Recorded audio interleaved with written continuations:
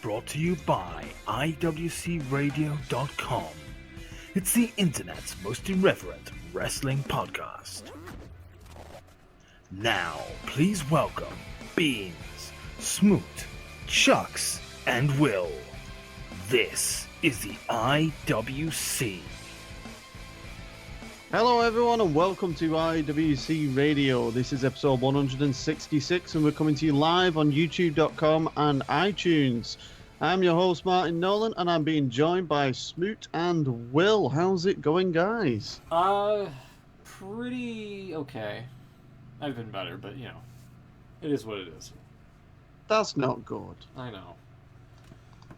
Well, hopefully this show and SummerSlam will make you feel so much better. I hope so. We will endeavour to do that. We will try our best by possibly making you fall asleep with so many matches that you can't cope. God. Yeah, we were in rehearsals, I guess, if you will. We were going over the matches, and there's quite a lot. There's 13 fucking matches for SummerSlam. Yeah, that's just for SummerSlam. That's not forgetting that you got an NXT the night before. And then you got a Raw the night after that. So and then you got a SmackDown the night after that. That's 3 hours for NXT, right? We'll say, are they normally 2 hours? The I think NXTs? it's 2, yeah. A little bit over. They're a bit flexible, but they aim for 2. Alright, we'll say it's 2 for right now. I'll look it up. You got 2 hours of NXT, you got 6 for fucking SummerSlam, 3 for Raw. I mean, right there, that's 11 hours. And then 2 more for SmackDown. That's 13 hours of wrestling.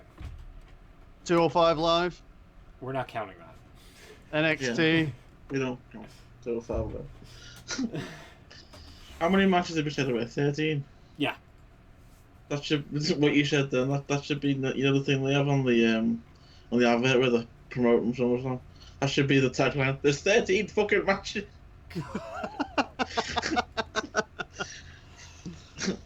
Sign up to the WWE Network now. I was just going to say, you see the subscription rate drop. Oh my god, we're losing them by the thousands. So yeah. Speaking of that, actually, sorry, just a quick one. Does anyone know just that if you go to WWE.com now, they're actually offering a 3-month trial? Jeez. Really? Yeah. Just giving it away. Do we get that if we unsubscribe and then rejoin? I don't think it works like that, but... No. Ah, shit. 2.5 hours NXT is listed according to the WWE Network schedule. Right. Okay. And I think the matches are quite light on that. I don't think there's that many there, so they're either planning to go long on the matches or they might be adding 1 or 2 on the actual show. Yeah. There's some sort of... There is a bit of a rumour about what's going on as well, so... Really? Oh, really? I haven't heard nothing. No, I don't think it's a major thing, but a possible debut or someone showing up. Oh, I know who you're talking about. I don't, so... Well, we won't say anything, but it's this. No. No. Is it Hulk Hogan? Fuck no. God Fuck damn no. it! How did he know? Oh, shit. Oh. I mean, how do we continue now when you've got prediction knowledge like that? You know, for contacts.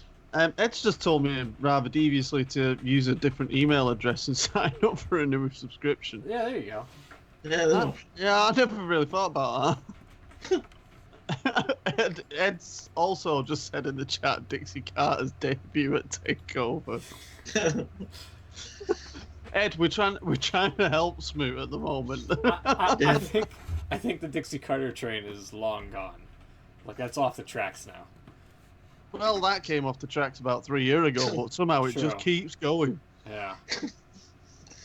My money's on Hogan, definitely. He's going to come back and reveal that he's Kurt Angle's secret dad. Oh my god! I thought you were actually going to say from there. I was about to go, whoa! Yeah, do a Daniel Bryan thing with Chad Yeah. Gable. Yeah. You would have been 5. I was a very virile 5-year-old. Ed's also just mentioned that there's 30 matches on the SummerSlam card just to give Beans a fighting chance to catch up in the prediction game. That's damn true. Or, as I would like to be pessimistic, it's also the biggest chance of me falling behind to the point where I'd need about 6 pay-per-views to catch up. Jeez. So, Well, if it's one thing we're not short of is pay-per-views. yeah, that's true. Does it not feel weird that this pay-per-view is like been a couple of weeks or a week longer than what it would be for the others? Yeah. Yeah, it was a lot. 5 weeks, wasn't it? Yeah. It's just like it does actually feel like it's been a long time since we've seen a pay-per-view, and in reality, it isn't. Mm. It's just the way that we're positioned with WWE that it feels like every show is a go-home show for something these days.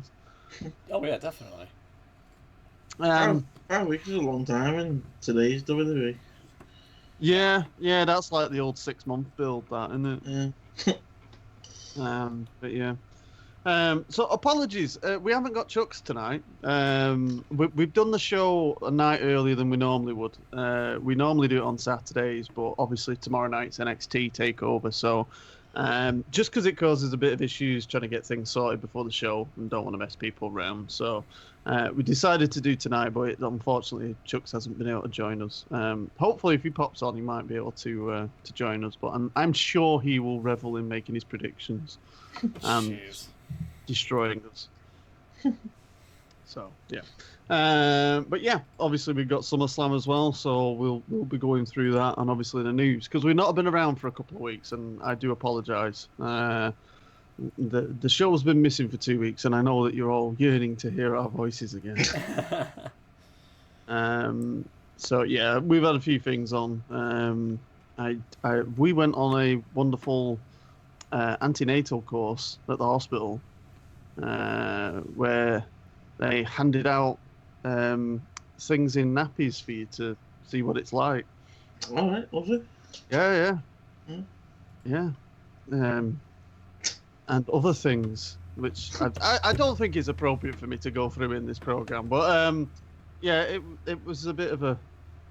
It wasn't the greatest thing when you just want to lie in a little bit on a Sunday. Yeah. And you have to make sure you're at the hospital the following morning just to be shown these things. But it were all good. How long have we got then on baby countdown? Basically, we're any time now, which is a bit scary. Really? Wow. It's 3 weeks until she's actually due. Yeah. But yeah, they always say kind of like 2 weeks before, 2 weeks after, so we're kind of window. And plus, also, baby's quite big. So, Really? yeah. We went through slight stresses as they was a little bit concerned that the baby's growth wasn't as advanced as they was hoping it were going to be at that point. And then 2 weeks later, it was at the top of the growth scale, and now they're on the other side where they're worried that the baby's grown too much. I was like, good God, make up your mind. But no, everything's good. They've said everything's okay. So, Cool. yeah. So, obviously, my process is just I'm hoping that I can make it through SummerSlam weekend where I'm able to watch it, before these things happen. And also, I might be pushing my luck, but I'm really hoping that we get a chance to just watch all of the Game of Thrones season finale without it all happening. But I have the feeling that, we always get told, obviously, babies decide when they want to do things at the most inappropriate time. So I know for a fact, just as I get settled to watch the finale of Game of Thrones, something's going to happen. So. Well, I feel we must warn listeners because obviously at some point soon you're going to have to take a hiatus from the show. Possibly, yes. Which, otherwise, or if you want to do the show at 5 a.m. while I'm half asleep, probably doing some well, feed. there's that, but I just feel that people should be warned that one of us is going to end up hosting the shit. So. Wow. I did hear your wonderful master plan though online that you unleashed on Twitter the other day, which I thought was a fantastic idea. Oh yeah. I haven't investigated that plan yet, but yeah. I don't know if Smoot's aware of this plan. I am not. I'll let Will explain it to you. We were thinking of getting a temporary host, not like Raw's guest hosts, or did have guest hosts. Oh, We were okay. thinking like, It can't be a laptop, by the way. well, be better than you. Oh my god! Do you know what? I thought that I was going to get a little bit of a leeway tonight with Chuck not being. But thanks, Will. You just stepped right into the void. Yeah, so we were thinking of getting a guest host in. Obviously, we need someone who's done this kind of thing before. So, certain Mr. Cash. Oh gosh. Don't worry, Oh, I wouldn't do that to you, really. Oh boy. No. Okay. I love how it was actually like an actual sheer panic in Smoot's voice. Okay. Okay. Deep breaths. A panic attack over there. Yeah. That's not good. That's not good. We're supposed to be helping Smoot, and we're threatening him. Oh no, sorry. It won't really happen. Yeah. That's what we'll say. But it might. Edge just asked in the chat, Smoot, did you just hear you say gosh? Yeah, I did. You know it's bad when Smoot says the G word. Certified gosh.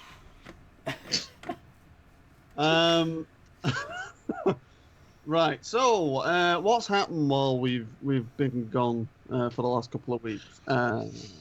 We had the unfortunate news about Ric Flair. He's still in the hospital. Yeah. He was taken in last weekend. I believe it was on a Saturday. The reports at the time was quite vague. We just knew that things weren't good, and I believe the publicist had said that, keep him in your prayers. Things aren't kind of looking very good. Yeah. So we were all expecting the worst, obviously. And then reports came out that he'd gone into surgery on the Monday, and then obviously Raw, the announced team on Raw, mentioned that he'd had successful surgery, but he still had a long road to recovery. And I believe since then there's been reports that have come out that it was related to his colon. He had a blockage, which I think shut down his kidneys as well. So he's had to be placed on dialysis for his kidneys. So yeah, I mean, obviously, it doesn't, there's not many things that get more serious. So, thankfully,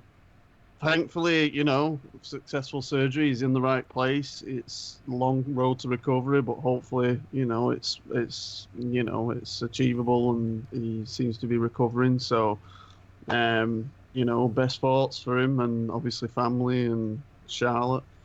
But quite a worrying time. But hopefully, obviously, this is a week now, so he's in the best place, and he seems to be getting the care. So let's hope for a full recovery, really. I wouldn't expect Charlotte to be involved in anything this weekend, because I think she was scheduled to be involved in the takeover tomorrow, I think, wasn't she? As part of they're doing a thing about the anniversary, and they're bringing back NXT stars and things, and I think Charlotte was scheduled to be involved in some way. But obviously with the events, completely understandable that she's probably not going to be there. She's not booked for anything on the SummerSlam card as far as I'm aware. So yeah, just best thoughts for the family, and hope everything goes well, and we'll hopefully see him back on TV soon at some point. Definitely, yeah. It's really strange how it went from like routine monitoring, because that was what was initially reported, to some sort of heart issue, which was not the case, and now it was something with his bowels, and as we said, dialysis, and his kidneys being blocked and such. It's very, very strange in this day and age how under wraps the news kind of was, Yeah, I suppose it might have been. I suppose the other side of it is that because we're in an age where things get out so quickly that it's kind of the, people hearing bits and bobs and, only snippets of information, and it gets reported. Whereas possibly in the past, you might not have heard anything until the Tuesday evening or the Monday evening late on, or the Tuesday, and you would have probably got a bit more of a full statement at that point. But yeah, it did. And again, I suppose it's kind of a panic thing as well, isn't it? Because, at the end of the day, it's wrestling and it's Ric Flair. I mean, it doesn't, you don't get much bigger. And obviously, if something was to happen, I'd imagine it's quite hard to keep certain information on the wraps. But whether the information was completely accurate is another thing. But yeah. But yeah. What else has happened in the last couple of weeks? Has there been any other news? I'm trying to think. I did say there was something other. What happened on SmackDown, right? The Bray and Corbin situation. Yes. Do we want to kind of reach that when we go through the SummerSlam card, or is there a specific news bit on it, or? No. I mean, we'll save it for later if you want. Alberto Del Rio no longer GFW champ. That's a thing, yeah. Yeah, so I believe GFW stripped him of the title and suspended him from the ongoing allegations and investigations. I believe that the worrying aspect of this as well is aren't they doing tapings as well for GFW in the next week or two, which is going to take them the next few months. Yeah. So even if he's involved and comes back from his suspension, he's not going to be doing anything in the immediate future, even if he was to return, because he'll obviously miss these tapings. So Smooch just put it up on the stream. So they actually brought this up on air? Yeah. Right. Oh, I didn't realise that they'd done it that way. I thought that they would have gone with an injury thing or something, or he just relinquished it or something along them lines. No. This was something they publicly addressed on the air. Wow. And that was from last night's Impact. I mean, that's quite damning, that. That doesn't seem like someone that would return. Yeah, I don't know. It is a little bit strange, and I don't know how much... I don't know. It seems like the whole Paige Del Rio thing is kind of like done. Like, I don't think, unless there's some sort of police investigation still ongoing that we're just not aware of, I think that whole thing is kind of over for right now. But apparently they want him to not have the title right now. So I mean, might as well take up the opportunity while you have it.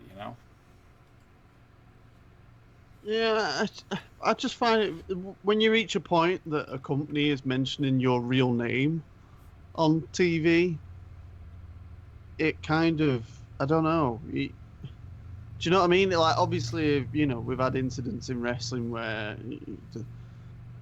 the show's kind of finishing here and they're obviously getting very serious about an injury or something that's happened that's, that kind of thing. And you broke the fourth wall kind of area. And that gift that you just showed us, he mentioned his name and said real name and, like as if it was a charge kind of thing. Yeah. And to do that as part of, obviously I don't know exactly how it played out, but if they're doing it as part of story, that's a bit strange. But if they're just doing it breaking the show, then I don't know, that kind of seems fine. It doesn't seem like a thing that he'd just come back going, oh yeah, this is Alberto Del Patron, who referred to last week with his real name of, I don't know, it just seems a bit of a strange. I mean, the thing is they were in an awkward position anyway, weren't they? I mean, there's no easy way for them to deal with it, I suppose, because if they went with like an injury angle and just wrote it off, people would probably complain that they're not addressing the issue, I suppose, and it's it's 50-50 kind of thing. If you do what they've done, then you possibly damaging the storyline aspect of your programming. It's, I don't know, it's a bit strange. So yeah, I suppose we'll just have to wait and see what comes of that. But obviously, it doesn't look like anything that's going to be resolved soon. But yeah, have we had anything else? What, from TNA front? Anything really? I don't think there's. I mean, obviously, there are two major things, but I don't think there's been anything particularly on that level. In the last couple of weeks, apart from those, I think they were the. Well, from the recent Impact tapings, apparently Jim Cornette's back. Okay. I'm not quite sure. Again, it just feels like you're playing with fire, doesn't it? Yeah, you sound about as reassuring as I did when Will brought up Chris Cash. Whoa. There's oh yeah, there's crossing the line. And then there's crossing the line. There's Jim Cornette, and apparently Taryn Terrell's supposed to be making a return. There's also John Morrison from WWE, who used to be a WWE guy, is now going to be Johnny Impact on GFW's. Yeah. Please tell me that's made up. No, that's definitely a thing, as you can see on the stream. Yeah. That sounds like a thing to do, actually. Yeah. Oh, God. So.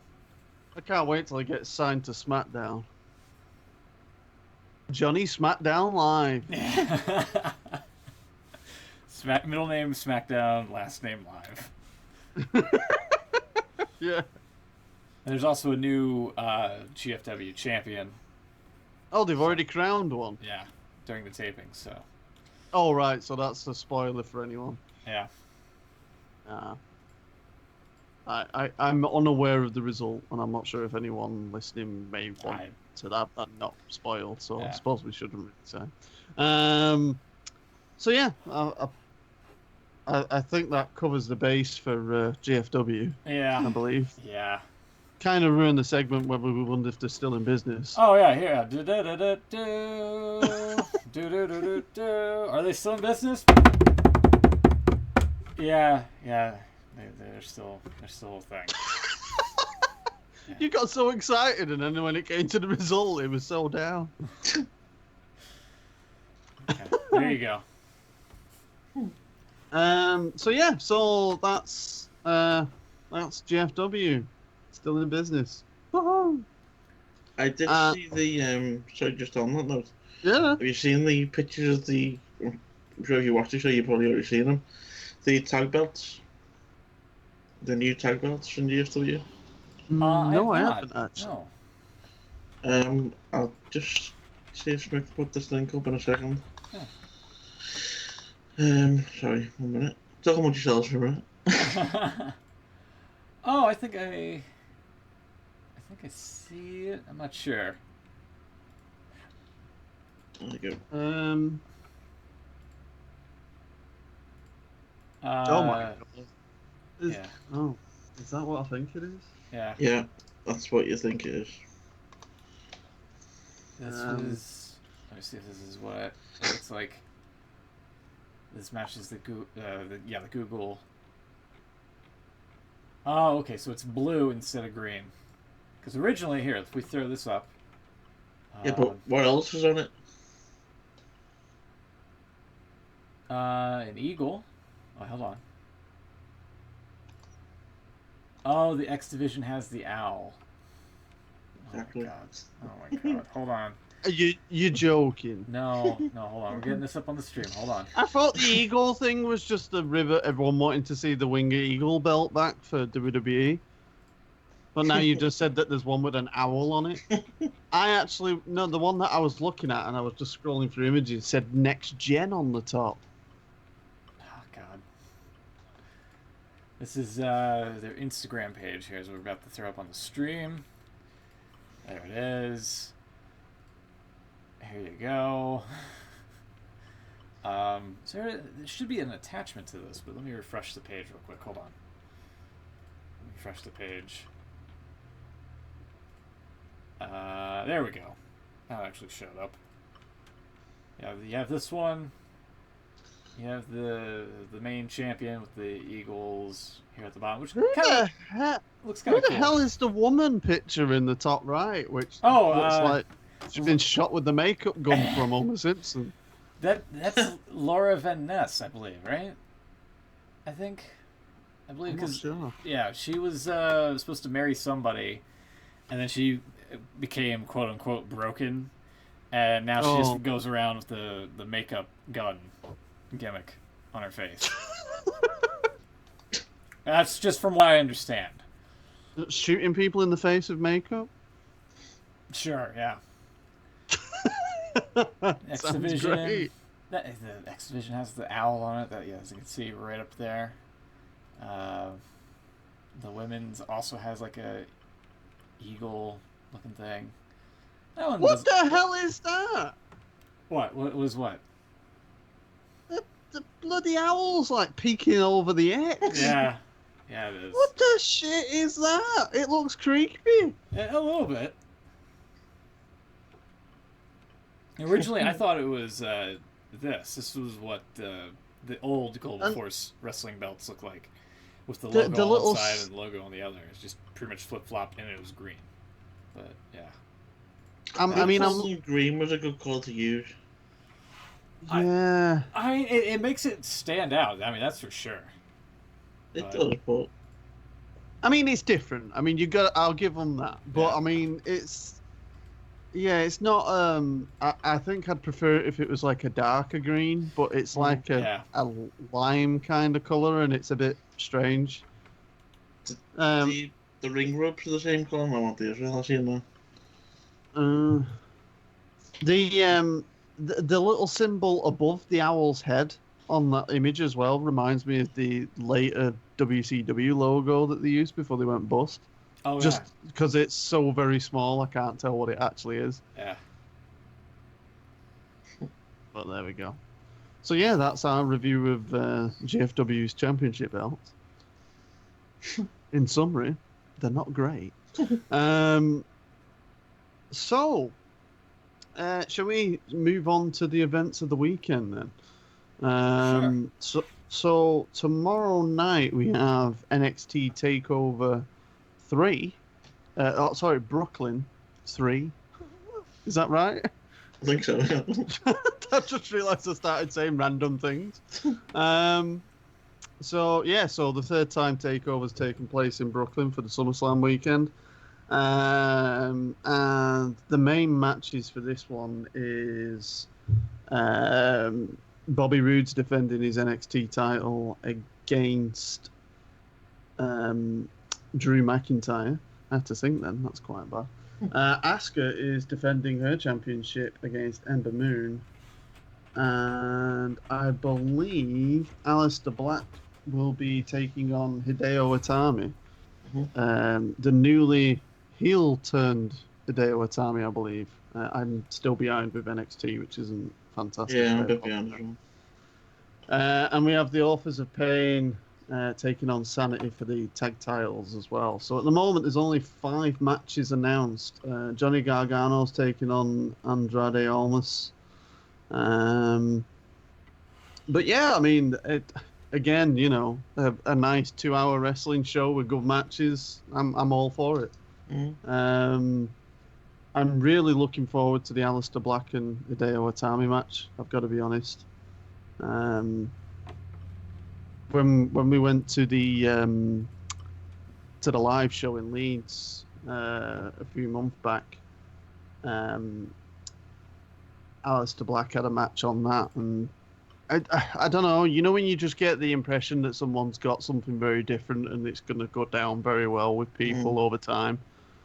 From his music to the way that he came out, he had a presence. He's got good music, and then he just does crazy moves. He's just very agile for his size, and yeah, I'm very interested in seeing what he's capable of doing on a big takeover show. But yeah, I suppose the main things are: do we feel that this could be the show that Asuka loses the women's championship on? No. I'll say sure. I mean, it's a difficult. I mean, what is it? She's over like 500 days now, isn't it? It's Yeah. Also, I just noticed that Ember Moon, her name has 3 O's on the NXT preview page here. Really? Yeah, look at that. Oh, whoa. There we go. Yeah, right there. So Oh wow! Yeah, that's a typo and a half. Ooh. Demon. Sorry. There's always ways of revolving life back to Toy Story. So, Edge just said the extra O in Ember's name is silent. So yeah, I mean, it's like I say, I don't know. With Asuka, it's one of them. Do you think they're gonna do like the Kevin Owens thing, where she kind of eventually makes her way up to the main roster, still holding the NXT Women's Championship, like how Kevin Owens like came along, or is Ember Moon the one? I don't know. It's just weird because you just think, is Ember Moon really the one that should end it? Because it has been a pretty impressive reign, you know. But that's why I don't think she will. I think she's gonna win. I mean, the thing is though, is what's next for her? For it, you know, it's like, does it like start boiling down to the Mae Young Classic, where you know they're going to start getting a few more talent coming through to NXT from this, I'd imagine. I suppose. Did they not mention as well if there's a possibility of another superstar shake-up coming up? Yeah. I'd imagine so. How long? I mean, has it been nearly a year that we've had this current setup? No. No, it was about March, wasn't it? I think. Yeah. Was it just after Mania or before, or? Just after, I think. Crikey. Right. Yeah, but I think there might have been a conference call or something quite recently where Triple H actually said there could be a possibility of people going the other way from the main roster to NXT. Right. Wow. Which wouldn't be a bad thing for some people, I don't think. Especially for Enzo's case at the moment. Yeah. I suppose that's that thing of trying to make NXT like one of the 3 big brands. And I mean that if they do that, then they are. It's not going to be used as a developmental anymore, or not in the same. Or it's not going to be viewed in that way. It can still be used that way, obviously, but and even if you did do that, I mean, you still, unless, you know, and I dread to think that the program's going to start being made into like a 2-hour show and things like that, but, you know, it's an hour a week, you're limited on what you can put on, and it works because of that, because you can go a few weeks without seeing someone and everyone feels fresh. If you take people off the main roster and put it on that show, then, you know, you're gonna have to juggle it a bit, and also, I don't know. I get worried because I think like the 205 Live thing and Raw, so they see 205 Live as their own show, but they still have the cruiserweight division on Raw. So would they do something a bit silly where, yes, they're on NXT, but they're still on Raw or something? You know what I mean? Where they'll kind of intertwine them a bit, just so that they think that they're getting better use of the people. I don't know. I don't know. It could be interesting, but to be honest, there's a reason why NXT is so popular. Oh yeah. I don't think they should play with it too much. So yeah, I'd probably lean to stay away from that one, but you never know. And then, obviously, the main event, we got Bobby Roode and Drew McIntyre. Is this an event where we expect McIntyre to win the title and it starts the road for Bobby Roode to make his way to the main roster, or is this just another person for Bobby Roode to beat? Tough one again, really. Yeah, I don't know. If they do another superstar shakeup, I mean, one's got to maybe assume that he's going to come up. I mean, it has to be in your mind at the very least. Yeah, I think it's that thing of the age factor again with him because you know, I mean, you don't, as much as he's doing well in NXT and he's got a good following, you can't help but think that the guy should be on the main roster at this point because you know the time's a reality and you can only use someone at the peak for so long, and you know you don't want to waste any time with a talent like Bobby Roode. So. Yeah, I mean, I suppose if he loses the title tomorrow, then I presume the next takeover will be a rematch, and then that could mean around Rumble time he could be an entrant into the Rumble, or like you said, if they're doing a superstar shake-up, like I don't know. I mean, if they want to create a bit of interest, announce it for the Raw after SummerSlam, and I think they need to do because everyone sort of expects it now. There's going to be some NXT people in the Rumble. You're going to get some at the Raw after Mania. Maybe they need to do it at different times of the year. Yeah. So maybe, I'd say this time of year, SummerSlam or Survivor Series, something like that. Well, yeah, I was going to say the Survivor Series, because it's like you say, as soon as you've got January to April is your Mania season, it's always pretty hot, and then you have a little bit of a lull after Mania. And then we build up again to this SummerSlam, and then after SummerSlam, it has another bit of a drop until you get towards the end of the year. So, yeah, I think, I think the summertime normally in the last few years has been okay because of like the Money in the Bank pay-per-view and things like that. It's kind of kept the interest going. But I do think that once you get past SummerSlam, like you say, the SummerSlam period through Survivor Series to the end of December is usually fairly bland. So I wouldn't be opposed to. Maybe that's why they want to do the shake-up, to give them something to do over that time. Yeah, definitely. Do you know what I'd like to see as well? Yeah, like obviously every time it comes to these shake-up things and when they do a draft, you never know what format they're going to do them in. Yeah. I would love it if they actually built it up like it was a bit of a pay-per-view on itself, but on one of the TVs, like on the Raw or something. They've got the perfect opportunity to do this because I think we said this last time. Because they could do like a full. They got the network there. They could do like a full special at the NFL do. Yeah, we could do a full draft special and make a really big thing of it. But I mean, you could do a thing where, like, I don't know, like like you used to get the ones where they did the matches and then the winner of the match, whoever brand they were, they got a pick for that brand and things like that. Why not have it where they have a couple of matches on each Raw and SmackDown which were draft related, and depending on who won or whatever. I don't know, say like a weekly match was a cross-promotional match that was just like a one-off, and whoever won got a pick that week, and it went on for 5 or 6 weeks, and then on the actual draft show, a certain show had more picks than the other, and it was all building up to it kind of thing, Yeah.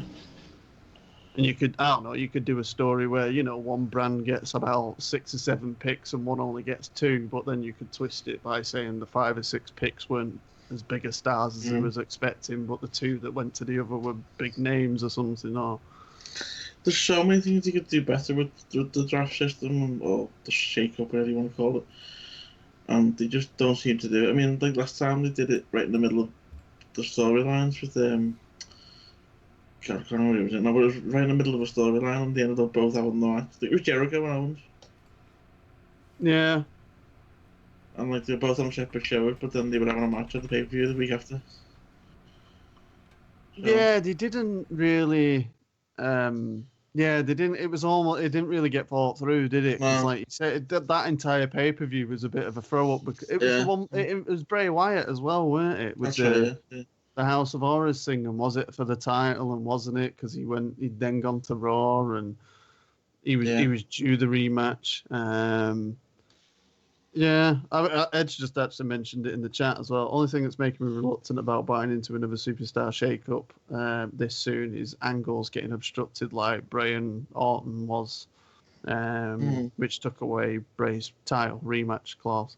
Which it did, and it was stupid. I mean, it made no sense. Why would any competitor, no matter how mysterious or whatever they are, not want that rematch? Why would they not argue for that?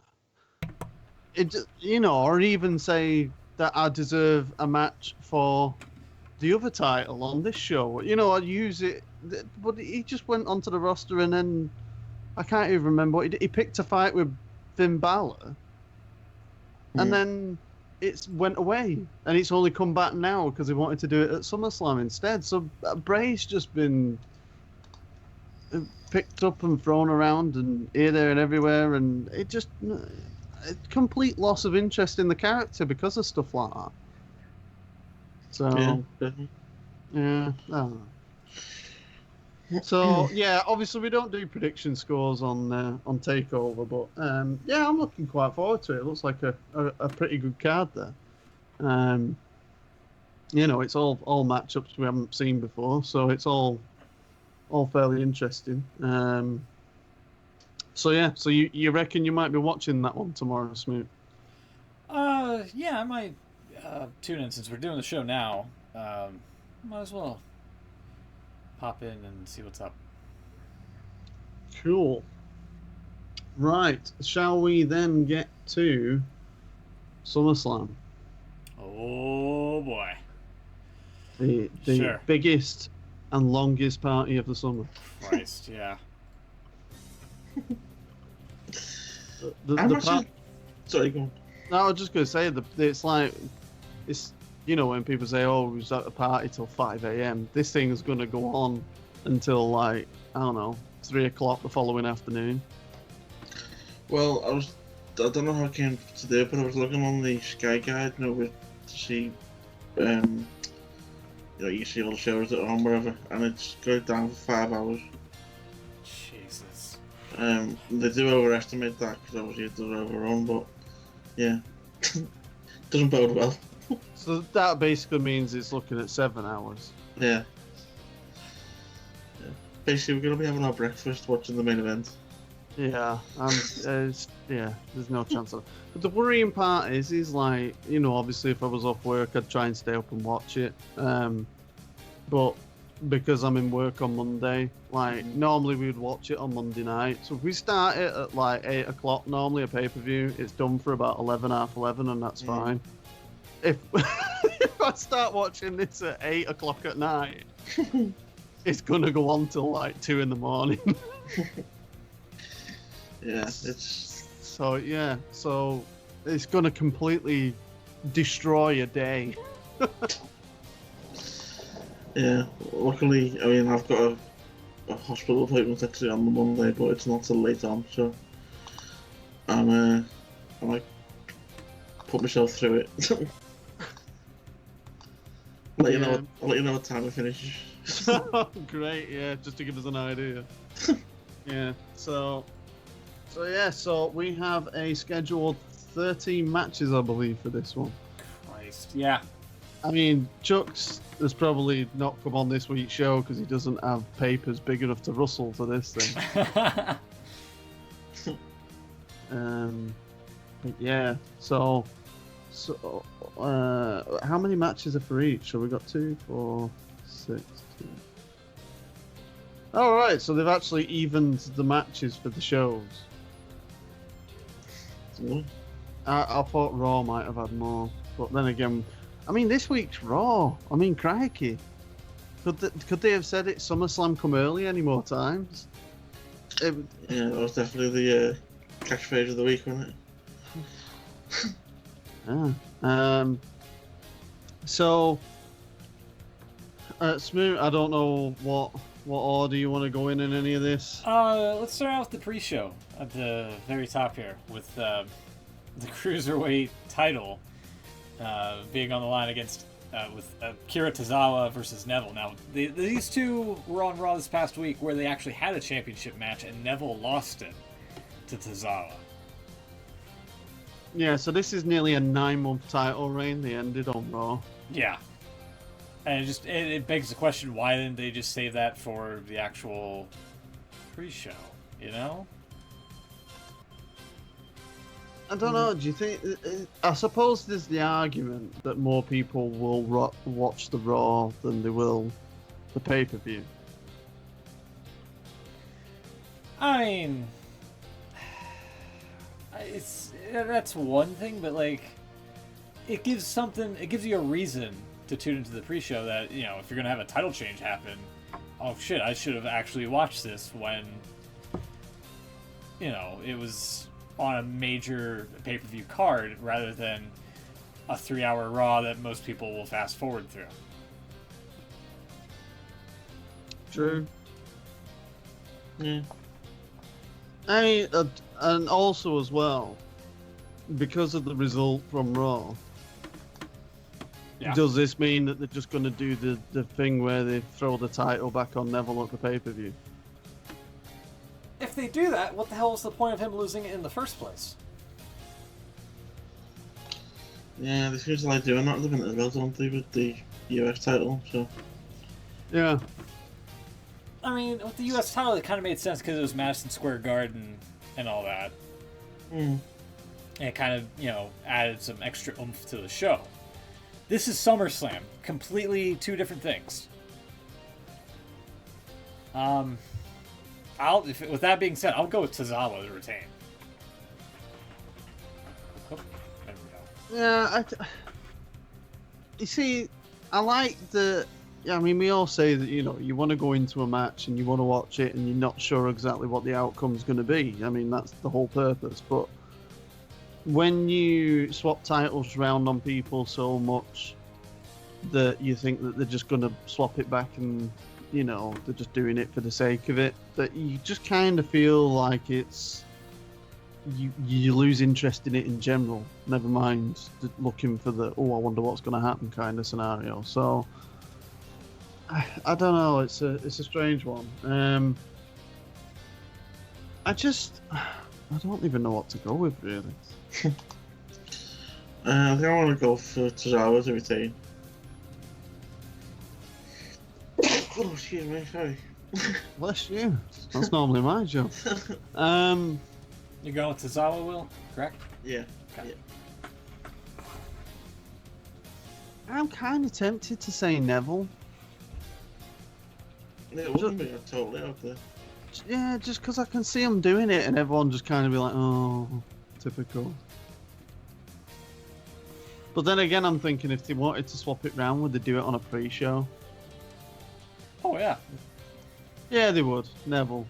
I mean, keep in mind, the pre-show is still free. It's going to be on the, you know, on YouTube, on other streaming platforms, so it's still technically free TV. Yeah. Unless they like make it an hour exclusive to the WWE Network, in which case, never mind. But, you know. Where do you want to go next, Beans? I will follow your leads. Okay. Let's stay with the pre-show here with the six-man tag of the Hardy Boys in Jason Jordan versus the Miztourage. I hate that name. Yeah. I'm kind of with you on that. Yeah, it's not great. Even Cole can't even say it properly. That's because it's not a word. Yeah. I think the one thing I will say, WWE were quite smart to team Jason Jordan with the Hardys. Because Jason Jordan's reaction since all this Kurt Angle storyline's not been the most positive. No. And I think there's no harm in him siding with the Hardys just to try and take the edge off that for a while. I think if they start doing a bit more programming with him, which doesn't involve Kurt and stays away from it a little bit, that might be quite interesting. But then again, what was the point in doing it in the first place? Now, they've had this match on Raw, did they not? Which one? Hardys and Jordan. I think so. And if the not, Hardys... if not, there was like an actual tease for the match at SummerSlam itself, where like Jason Jordan got himself into trouble and the Hardys came out to rescue him. I'm sure it was a match. But I think that's what it was. It went to break with the Hardys coming out, and then when they came back, it was suddenly a six-man tag. So I think you're right on that. Okay. Yeah. Yeah, Ed's I'm right. in true WWE fashion. Then I will go with Mr. Raj to win this one, seeing as they have to do the 50-50 booking. I'm gonna go with the Hardys and Jordan. Yeah, Hardy's and Jason Jordan won on Raw. Surely this cannot be like a thing to drag on for God knows how long. And Jason Jordan needs all the help he can get, because I don't think the whole being Angle's son is helping him out much. So, God damn it! I'm second guessing myself. Fuck it, I'll go with you. Hardy's. Go where you go. Hardy's and Jordan. I'll go with that. It's official. It's locked in. Boom. No going back. No going back. Let's go. This is the third pre-show match. The New Day and the Usos on SmackDown's side of the ball. Why is this on the pre-show? No idea. No idea. This is one rivalry that's been heating up quite a bit, and you'd think it would be on the main card, but no. I mean, the last pay-per-view they had, this was the best match. Yeah.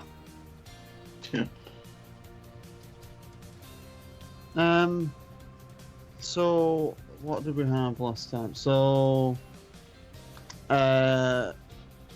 they had a match again. They had a match on SmackDown, but it was different. Who was it? It was Kofi Kingston and Xavier Woods, whereas at the pay-per-view they said it'll be Big E and Xavier Woods. Yeah. I can't remember what the result was off SmackDown. Did the Usos win it? I think they did. They did. Yeah. And New Day's only just won it, so I'm probably going to say New Day retains. Yeah, sure. New Day. I'll go with the New Day as well. Yeah, I'm going New Day. Okay. New Day across the board for the time being. Let's go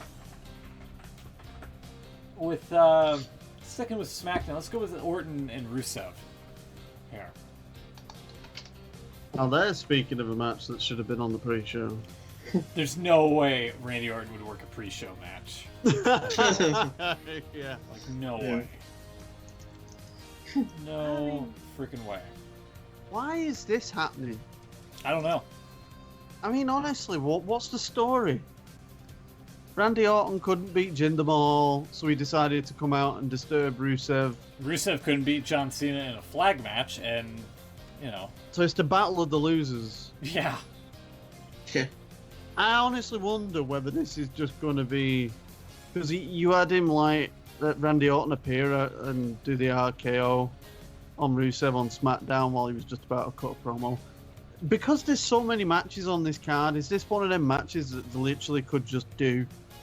Randy Orton just RKOing him right at the start and just having it done with. Yeah. It's just you had Orton, or excuse me, you had Rusev beating up Chad Gable on SmackDown, putting him on the announce table with the camel clutch and all that, and then he grabbed a microphone, went into the ring, said Randy, and got RKO'd out of nowhere. So, I mean, that's pretty much the extent of this feud. Yeah.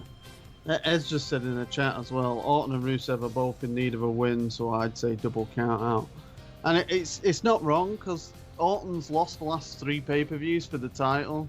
Randy Orton lost the last 3 matches for the title against Jinder Mahal. And Rusev made his return and lost against John Cena. So both of them need something coming out of this. And what's this going to achieve apart from hurting someone? Yeah. I'm kind of leaning more towards Randy Orton just because I think they're trying to,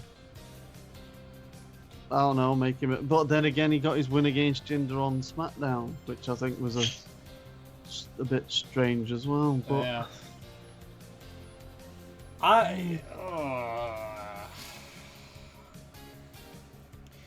I'm going to say Randy Orton wins, but I think it might be a DQ. I think Rusev might do something to like retaliate and just beat him up and put him through a table or something.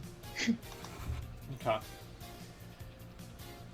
I'll put probably DQ or something like that. Okay. I want it to be Rusev because I really like the guy, but he still might be in WWE's doghouse right now, like hit with him and Lana. I don't know. Orton really hasn't done much either himself this year when it came to main events. So I think. Oh. My heart wants to say Rusev, but for the game, I'm going to go for Orton. I think he's kind of a safe bet here.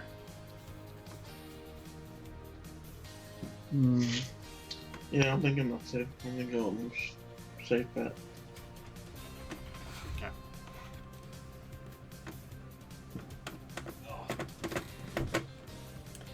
Alright. You okay over there? Yeah, I'm just closing the door. Sorry.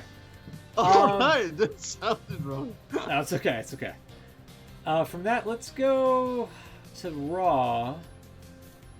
And let's go with another kind of match here that kind of doesn't really have much going for it other than a costume change in Finn Balor versus Bray Wyatt. Oh. It's just quite funny because did anyone see the interview Balor did last week before Raw? Where the interviewer basically said to him, "Are we going to see the Demon return anytime soon?" And the exact words were, "I don't think so. I think I can deal with Bray Wyatt on my own." And then, literally the day after. Yeah. They were like, "No, you're doing that demon shit, kid." Yeah, but the thing is Finn Balor just had no idea that viscerous, acidic Oh my god. substance was going to be thrown on him. Yeah. I'm literally trying to find a gif of that real quick. I mean, that was what the hell was that? I don't know. It looked like Great British Bake Off gone wrong. Jesus. Looked like a really bad blade job. Viscous acidic liquid. That was Ed's just put in the chat. Just call it like a red substance. That's Call all it you have to paint. say. Say blood if you want to. What about paint? Paint, sure. Yeah, just call it a substance. That Yeah. red substance. Don't viscous acidic liquid. What person uses that as vocabulary for a? Oh, I swear to God. Just strange.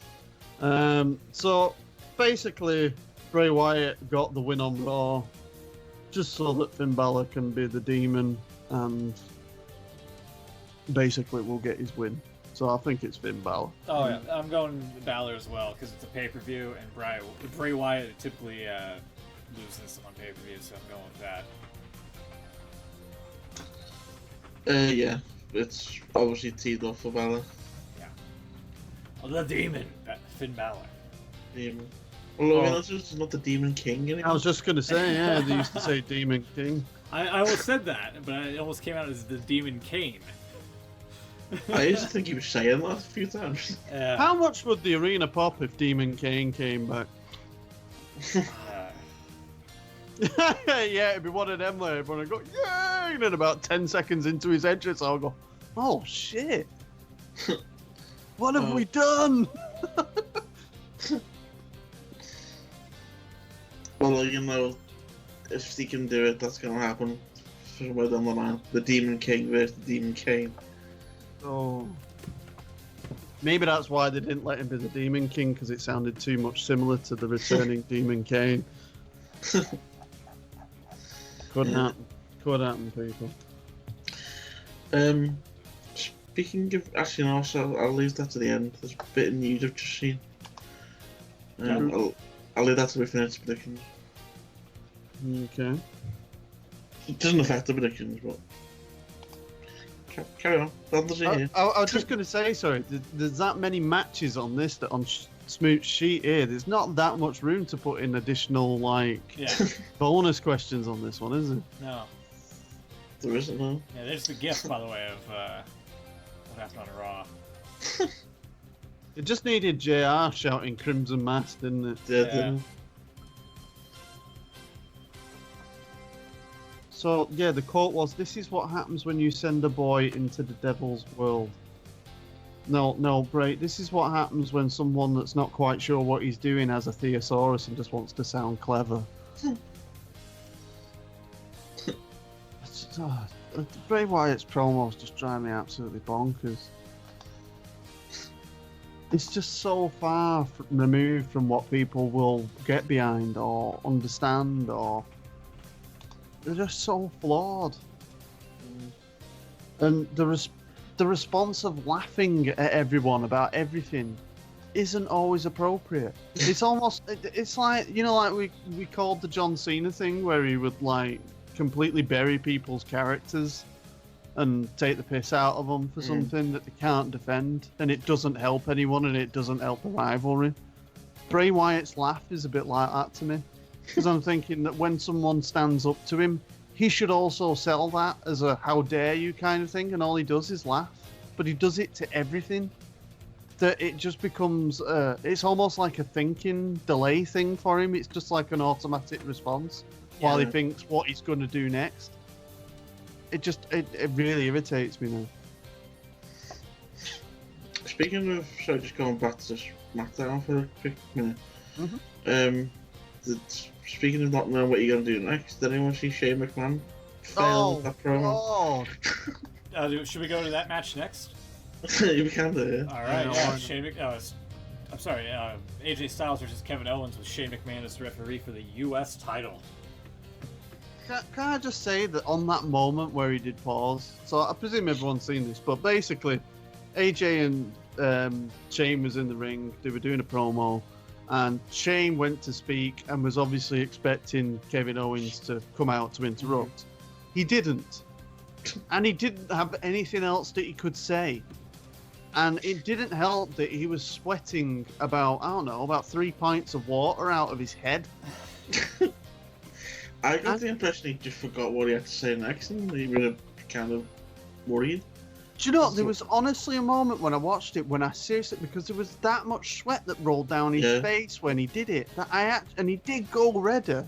Yeah. And I thought, is he okay? He looked unwell. I actually thought, is he going to be sick? He looks like he's going to vomit. Yeah. And then they thought, oh yeah, he's just forgetting his lines here. Like, something's gone wrong. And then obviously Kevin Owens comes out, and it was just like, oh. And he even did the look back to the ramp as well, and it was like, no, don't do that. Yeah. Just, yeah. I don't know. I know he's been away for a while, but he's been back for a while as well, so he should know better. Yeah, and again, I mean, I know we're jumping ahead with things, but it happened with the Corbin thing as well, with the cash-in and Cena. That was exactly the same, and it was just these things. There's a lack of improv from many of the people on the roster in this kind of area. It's like everything is so rigid and so set in stone that something goes a little bit awry. There's very few people that seem to be able to adapt to it, and you think of people that can. It would be people like your Chris Jericho or your Kevin Owens. They're the ones that seem to be able to just kind of adapt to a situation. Yeah. But yeah, it does worry you. Surely it must be an aspect that they deal in. If you're gonna set out a show and make it so rigid that people learn the structure of it. Also, there's an aspect to when you teach theatre and you do shows that obviously you have to do something for what happens when something goes wrong. That's got to be a learning element of it as well, and that seems to be something that is missing there. And like you said, I mean, Shane, crikey, I mean, I know, like you said, he's been away, but he's a veteran of the industry. Surely, would it have made much difference if he'd have just finished that sentence? Yeah. Even if he repeated himself. Just to sit there, say, what was it, this Sunday at SummerSlam, and then just start, like, putting his finger on his cheek and then looking back. Thinking, could you not just, I don't know, said, I will be the impartial special referee. Yeah. And just delayed a little bit. And if it didn't happen, just say another sentence about what's going to happen. All you have to do is state what's happening. It's not going to look odd. AJ didn't help though. We just stood there looking at him. Yeah, he was a bit, yeah. But then again, that's improv, isn't it? If he's supposed to stay in character, and the guy in front of you just says something that doesn't make much sense and pauses, you would kind of go, okay, and? True. But there is an element to it. But again, I mean, AJ, I suppose if I don't know, if you were in that situation and it was The Rock, you know, I mean, we're talking about someone very different to anyone really in the industry. But you can imagine that Rock would probably take that lead and go off on a tangent about something until whatever they wanted happened, you know. Yeah. But yeah, I don't know. As for the match itself, the rivalry, as we mentioned before, you know, this is a title where it's been hot potato between both AJ Styles and Kevin Owens for a couple of times.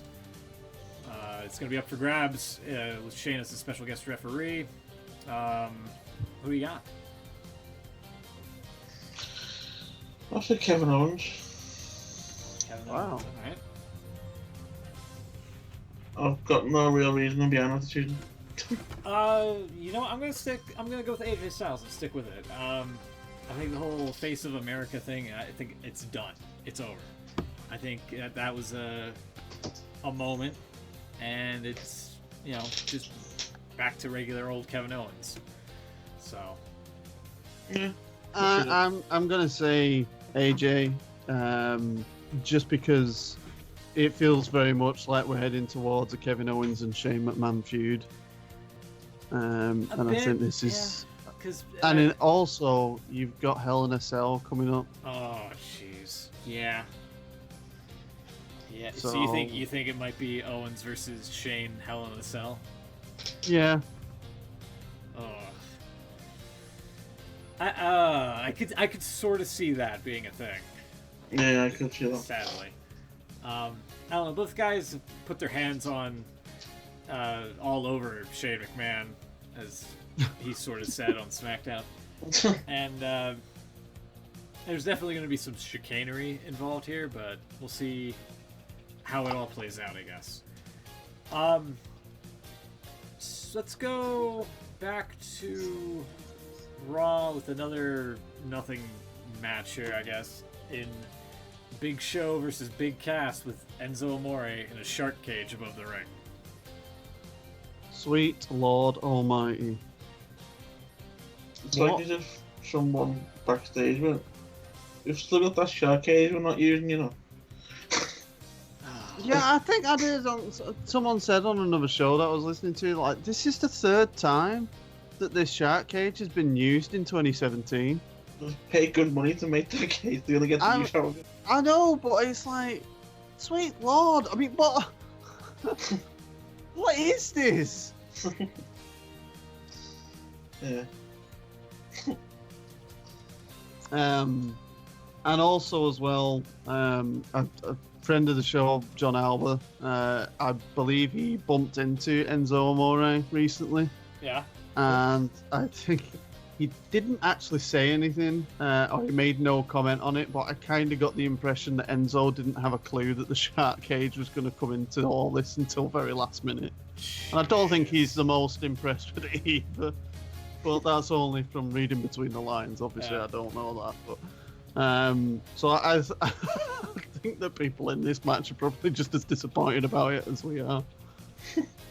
But yeah, just It didn't make any sense how it came about either, because I think if you remember the promo itself, Cass was going on about how he didn't want Enzo anywhere near him.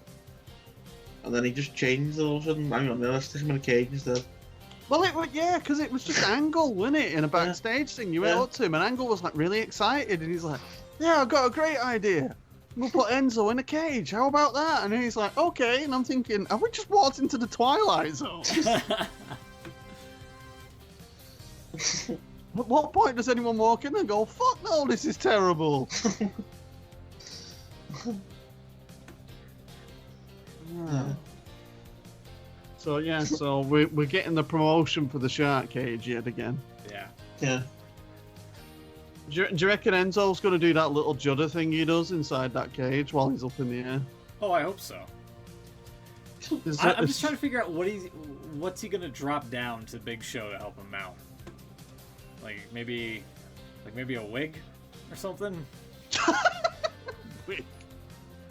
Here, Big Show, use this. And then Big Show does the weird strut that Enzo does.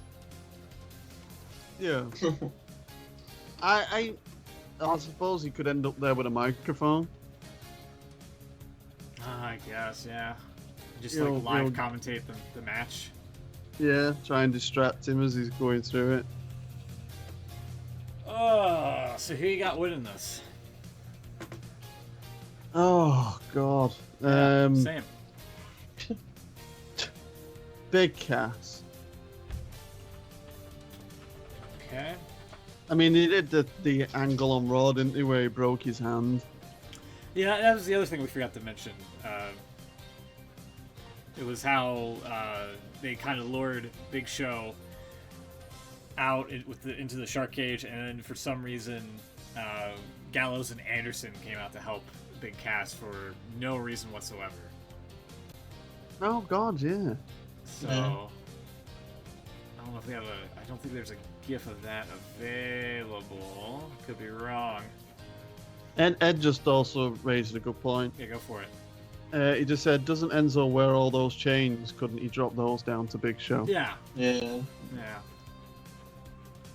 So yeah, I suppose that's a possibility. No, I just get the impression that they're probably going to play on the story of Big Show breaking his hand, and Cass will just use it to, Big Show will give him the knockout punch, but he'll hurt his hand so much that he can't take advantage, and then he'll just end up losing because of it. Okay. Yeah, I'm gonna go for Cass roll. Yeah, I'm going for Big Cass because he kind of needs to win more than Big Show does. And plus, last time Big Show broke his hand leading into a big match, it was against Triple H, where Triple H somehow won. So, You would have thunk it. yeah, what a shock. yeah. Let's go back to SmackDown. And let's go with the women's match here. Naomi versus Natalya. I suppose the other side of it is will there be a cash-in? I will save that for later. After that might be the one extra question that we can do. Is the cash in. True. But yes, that seems to be looming more over the match than the actual championship itself.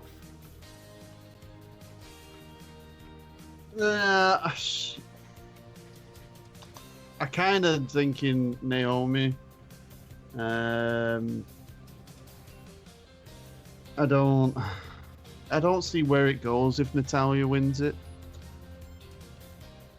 And also, I'm thinking if there is a cash in, it would happen against Naomi. I don't know about that. Possibly not, but I don't know. This could potentially if Naomi wins and retains, this could be the year where like both Money in the Bank cash-ins fail. I feel. I think. Yeah, they could do that. Yeah. Mhm. So, you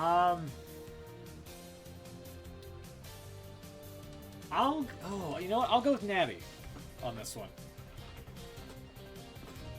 I think she'll have her 5 minutes as champion, and then Carmella cashes in, and then maybe Carmella wins. Who knows?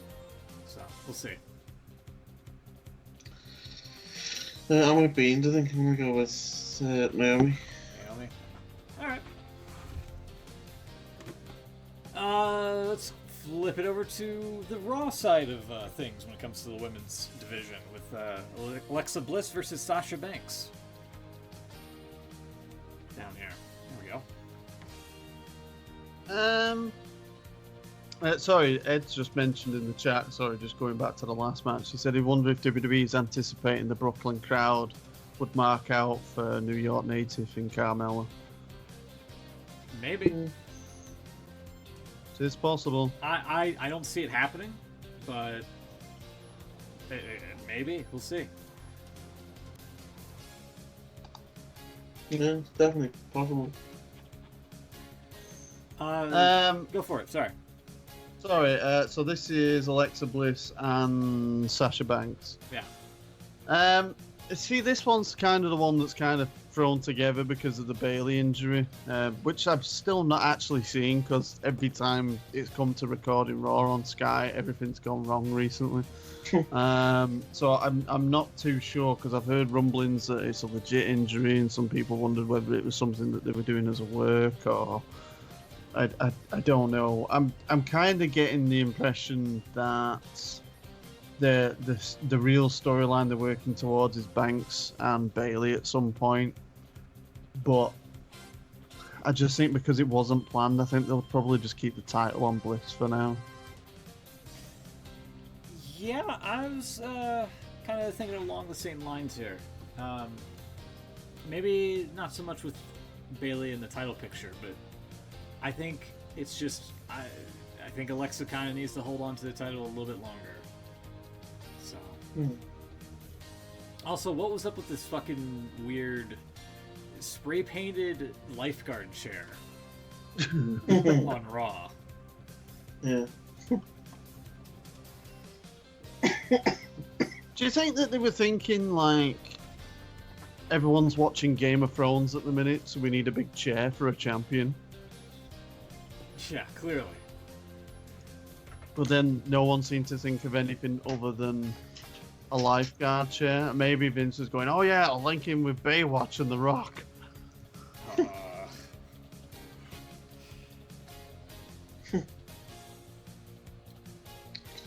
I think I'm gonna go with Alexa on this.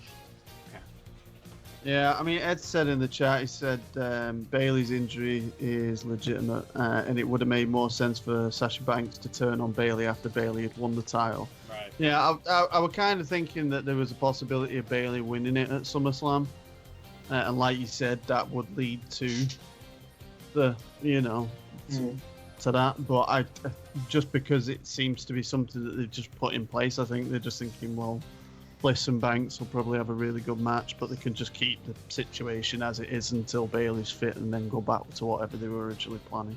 Yeah.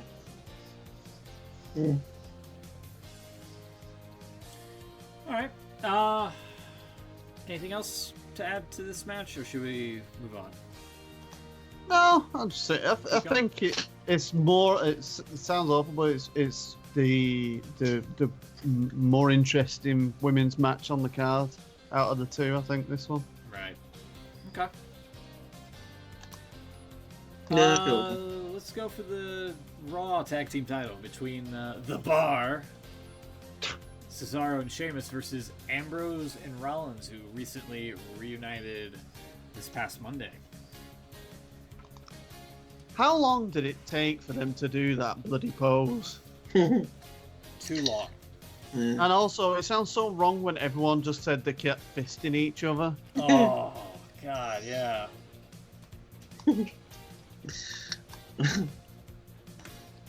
A good moment, but it just seemed to be. they really did milk it, and I think you've got to a degree. But then I also thought when they were rolling around the floor fighting, I just thought, you really are milking this now. They were really, really up for it at the beginning of the promo, and it was the right time to do it. But they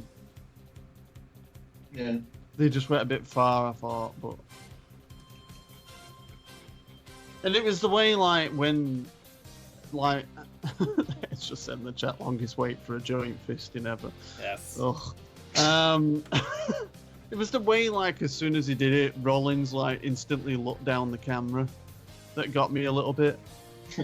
It kind of took me out a little bit. I thought, this is just a pose for the camera. Whereas Ambrose was doing the eye contact and looked in the moment, looking at Seth, which I thought would have looked better. Because it's supposed to be about them and the connection that they've got. So I just thought that the look to the camera instead of to the person was a little bit out. It's supposed to be about that final moment where the two of you are supposed to rejoin, kind of thing. But anyway, that's only a small thing. But yeah, I think it makes sense for them to have a title run as well. I don't think it damages Cesaro and Sheamus for losing this, and they can still have a program with them moving forward. Yeah. Yeah, fair enough. Also, as well, on I noticed it on one of the older Raws. I think it was when Rollins was getting beat up by... I think he had a match with Sheamus when they first started teasing the reunion. And it was the one where Dean ran out to save him later on. But Cesaro was beating him up, and as I was watching it, I was really tired watching it. And I, honest to God, was looking at it. And because he was wearing, the kilt, I just thought, is Headbanger Thrasher beating the crap out of Seth Rollins? Because he really, really looked like him. This past Raw, I tuned in late, and all I saw was Cesaro and Sheamus beating down Rollins in the corner. And honest to God, at a glance, I thought it was the Highlanders that came back. Stopping a mud hole. Yeah, I did. It just tickled me. Who you got? I'm picking Ambrose and Rollins, because I definitely think they could use the title after all this chicanery. Will they or won't they reunite? Yeah, I'll go with them as well. Yeah, I mean, if you're going to make the reunion mean something, put the title on. Otherwise, my other guess is they're going to tease a fucking split up because one inadvertently hits the other. And Cesaro and Sheamus retain off of that. I think people have felt that this is probably leading to an Ambrose and Rollins program where Ambrose might be the heel in this scenario. But I think that there's, because, the reaction itself on the Raw told the story that there's legs in this, so I think a title run makes sense. Yeah. And it can all fall apart later down the road, you know. True. But Will? I'll go with the... I can't think of the name now. Come on, Rollins and Ambrose. Alright. Okay. Partial Shield. Getting down to the nitty gritty here. Let's sort of somewhat address the elephant in the room here with Cena versus Corbin. Woo! Where do you want to start, Smoot?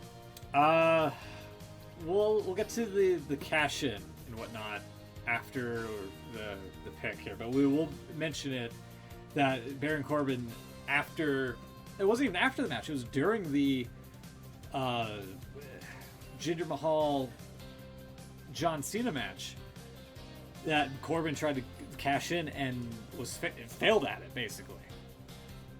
Mm. And the entire thing made him look like a complete buffoon. I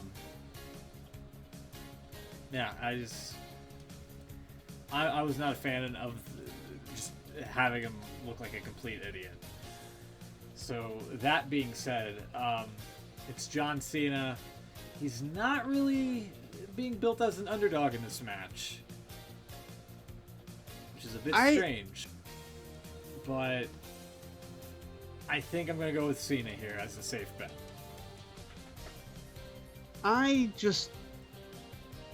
I think Cena, since he's returned, has been pretty horrific.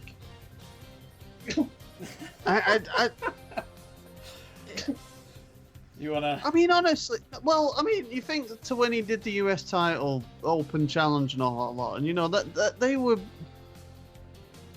every week on Raw, even though people, dislike Cena's character and everything, they were the highlight of the Raws them weeks because you didn't know what were going to happen. They normally ended up being really solid matches, and they always teased the chances that Cena was going to lose, and people bought it. And now when I watch him, I'm just thinking, wow, he really looks like he's phoning this in. He had the horrific match with Rusev, that flag match. I mean, I couldn't believe how irritating that match was as a design in itself, but the way that Cena in particular motioned for most of it. And then it's the same in this when he was in the match with Jinder. It was, there's never any attempt from him to hide what he's saying or he's going to do. He's openly talking to Jinder about what's next.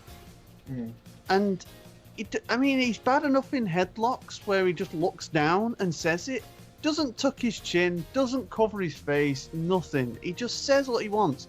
And now he's doing it in the middle of flaming altercations where they're punching each other. And he'll just tell them when to punch. And it's just like, I just get the impression that he just can't be arsed. Yeah, but he's been like that for years, though. Just talking too much. Yeah, but it seems to be getting worse every time I see him. And I don't know if it's just because I'm picking up on it more.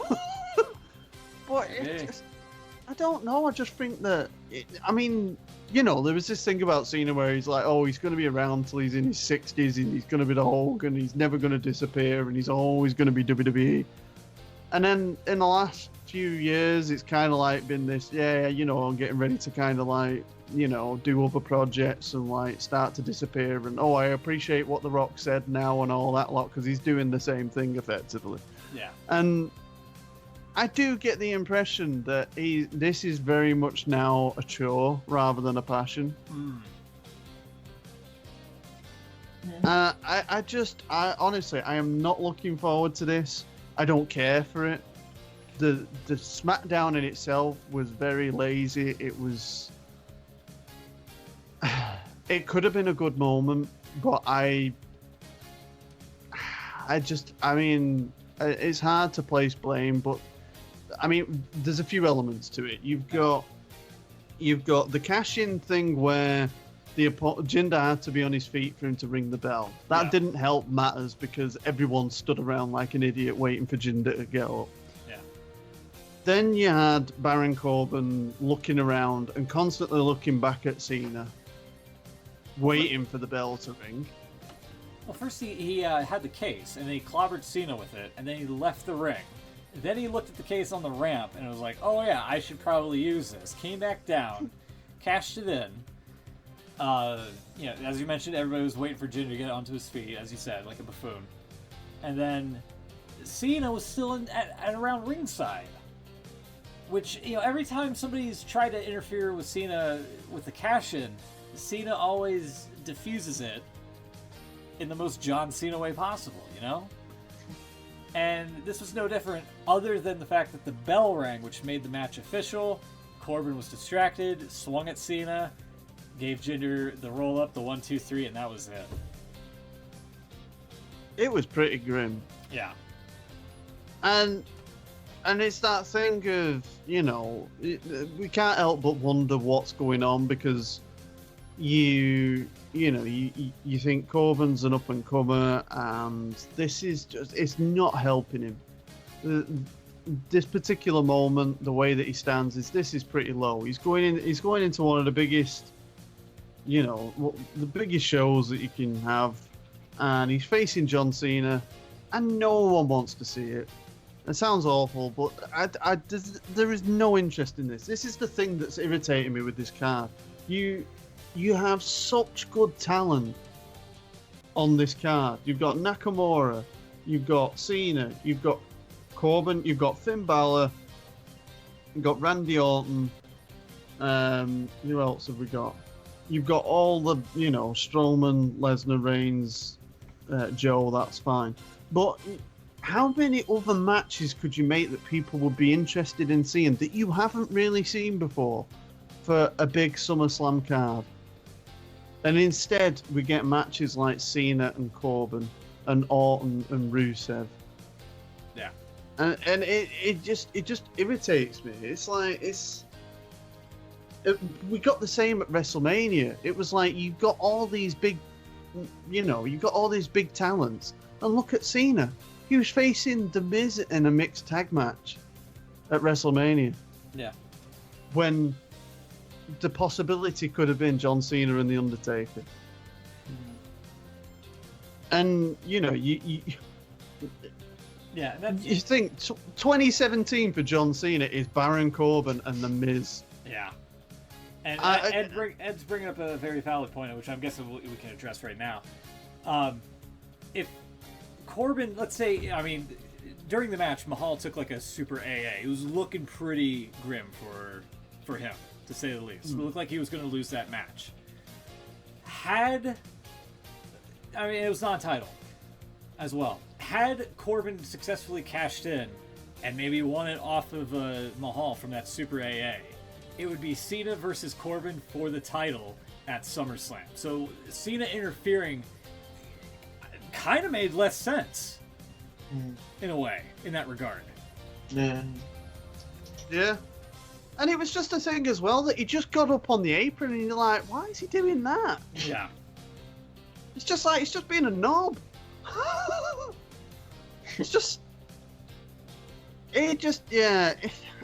The whole thing is just strange. And look, this could all be turned on its head. I actually wonder whether this match will actually take place, because I can imagine Cena's going to come out and during his entrance, Corbin will do his attack from behind. Yeah.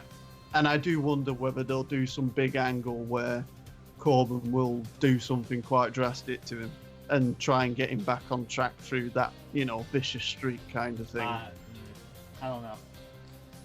Yeah, I don't know. I might be clutching at straws because I don't know. I believe that Cena's disappearing again to do another film.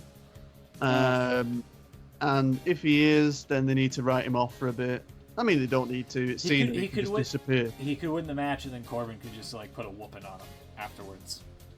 Yeah, again, like you said, in the way that Cena normally goes, if they are going to take him out, he most probably will win the match anyway, and then he'll get taken out. So I don't know.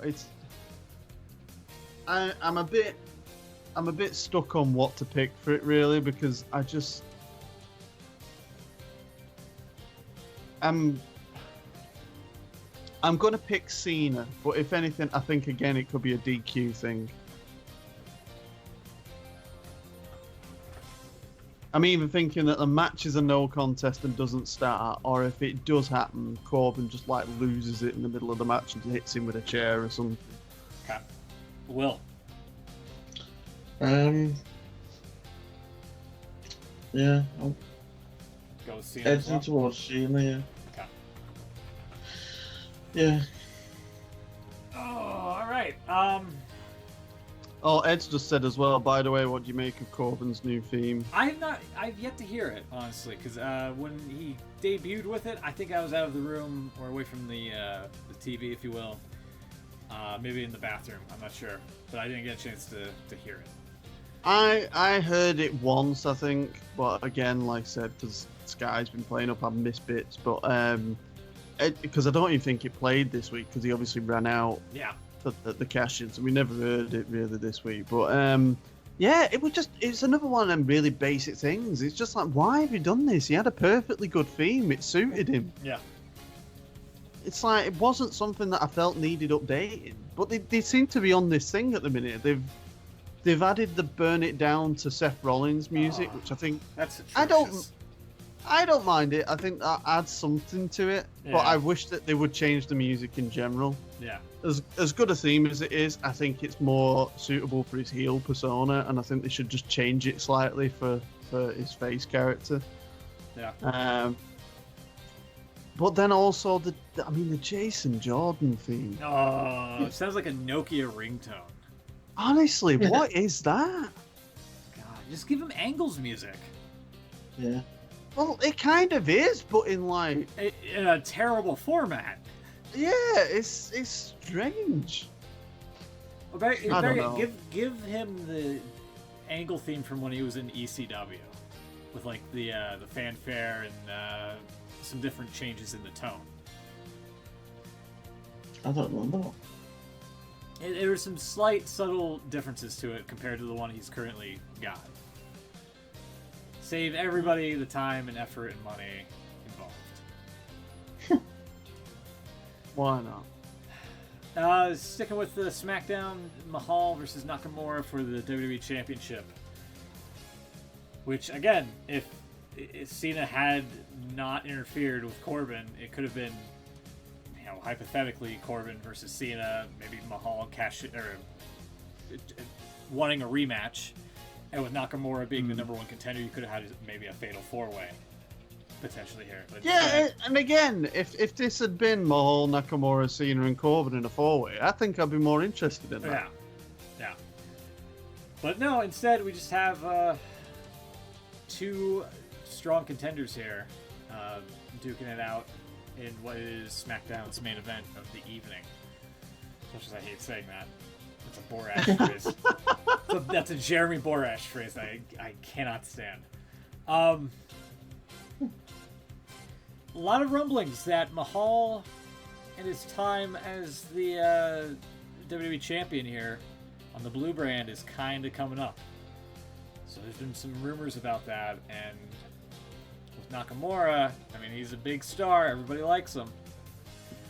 What better opportunity to put the strap on him than at SummerSlam, other than maybe WrestleMania. Yeah, I think that Nakamura was the choice, I think, for this. The only thing that's holding me back is that I've heard that they might be doing a tour of India in September. So it kind of makes sense for Jinder to have that title if they're going on a tour of India. Promotional thing. And also, again, if Hell in a Cell's coming up for the SmackDown pay-per-view. Mahal could win Punjabi Prison, but he can't win the Cell. I like it.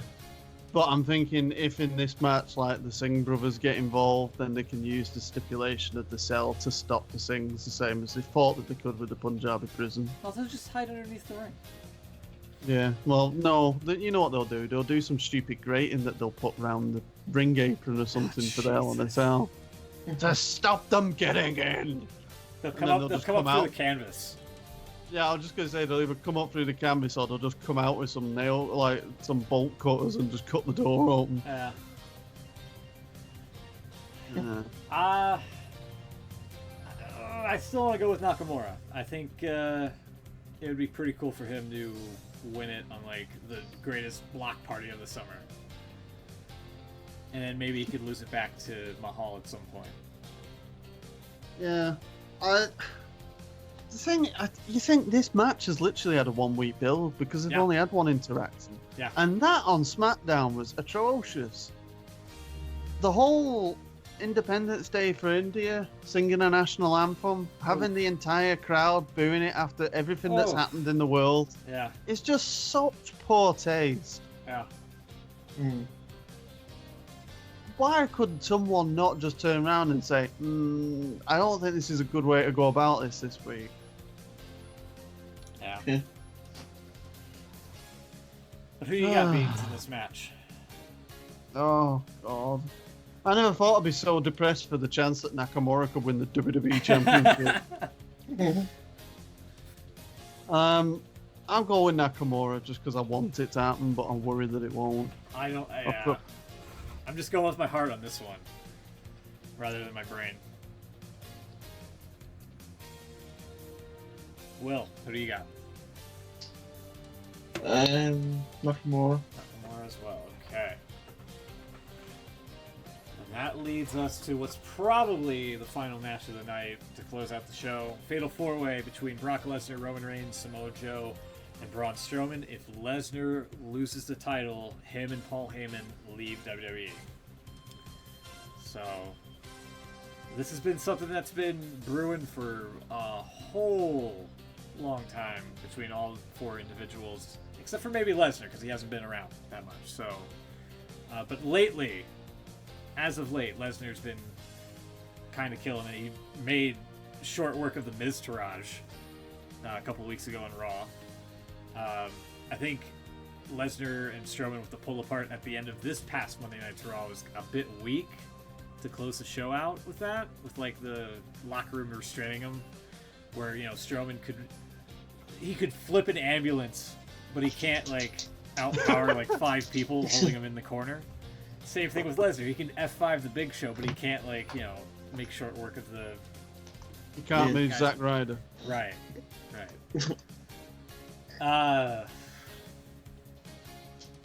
Yeah, I don't know who to pick here, other than maybe Lesnar, just off of the crazy stipulation of if he loses, he's gone, he's quitting, or he's gonna make another tout where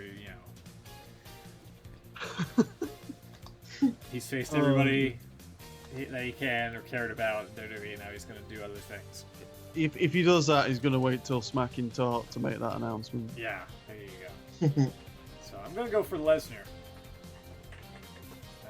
It's just said this fatal 4-way needs all 19 foreign announcer tables around ringside for its spot. You're not wrong. Yeah, this is the match. I think that if you took this match off this card, this would be a pretty grim SummerSlam if you ask me. Yeah, I wholeheartedly agree. I think the next one that would have more steam behind it would maybe be the U.S. Championship with Styles and Owens, because that one's probably going to be a really good fight. Yeah, but I think again it would be if it were the first time that they were facing each other. Right. But because it's the 3rd or 4th time that they've met now, the thing is this has got the Shane element, so that kind of brings a bit of interest into it. But it's I just overall it's a bit of a disappointing card with such a good basis of talent. But and hypothetically, if Styles and Owens wasn't on the card, I think the next top match would probably be Tozawa and Neville. As a singles match, I'd probably agree with you. I think the other thing that crowd will react for more is the Ambrose and Rollins thing more than like. Yeah. But yeah, match quality wise, I would probably. Yeah, I'd probably agree with the Tozawa and Neville. But the main event, the Fatal 4-Way does have like a lot of weight to it. Yeah, and again, I suppose that's your danger when you take 4 of your main event guys and put them all in one match, which Yeah. But it is. It's the match I'm looking forward to the most. I agree. I'd probably say Lesnar's going to retain on this. The way that they teased it on Raw is obviously moving forward. They want Braun Strowman and Lesnar to be the focus, I think, of these. Yeah.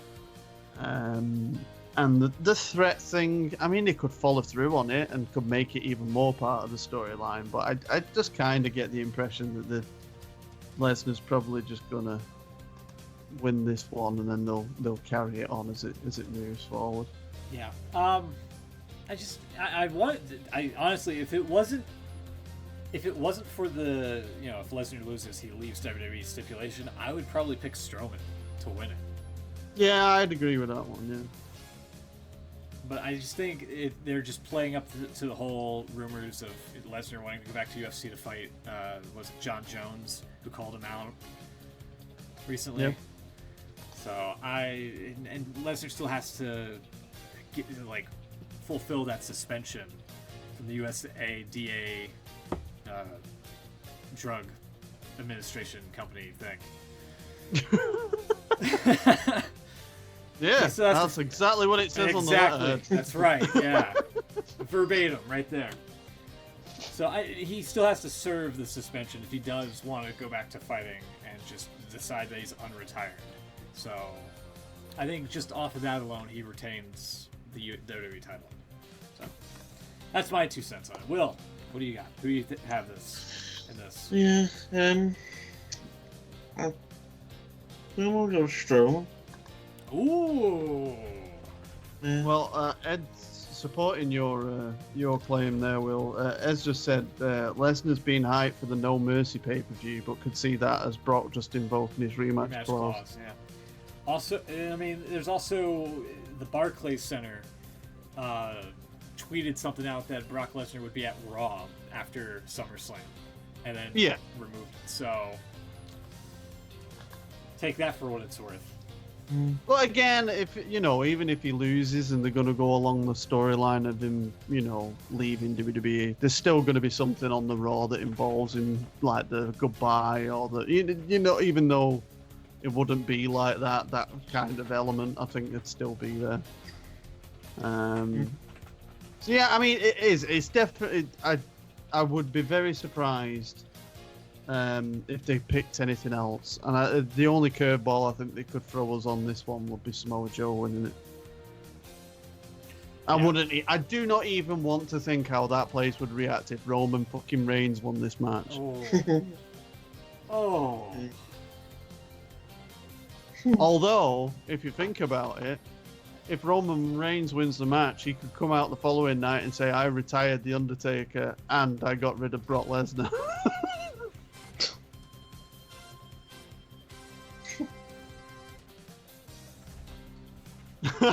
It's just said if it is the goodbye for Lesnar, then I pray for Michael Cole's health. Oh. That's true. I'd just love to see Cole's face if Lesnar was coming out on the Raw after he lost the title. You feeling okay, Michael? Oh, that was one thing I wanted to mention. Did anyone pick up a few weeks back that when Booker T said one of his crazy things that didn't make any sense, that Corey Graves asked him, can you smell toast? Oh, yeah. Did you? Like, is he allowed to say that? Too late to take it back. You're asking if he's having a stroke? Yeah. As mentioned, Chucks isn't here. We'll have to get his picks, hopefully before SummerSlam. Should be no problem. We'll fill out the remaining column for him when he does give us all the details on who he thinks is going to win. For the bonus question, the only one I can really think of is, are we going to see Carmella cashing in?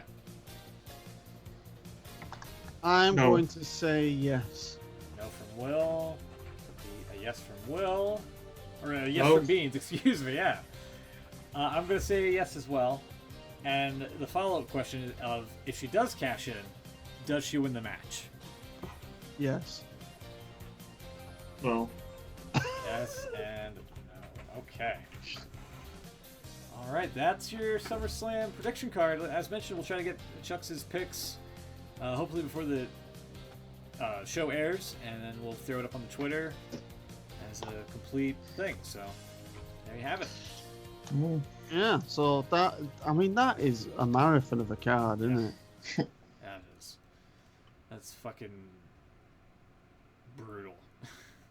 Pack a lunch and a dinner.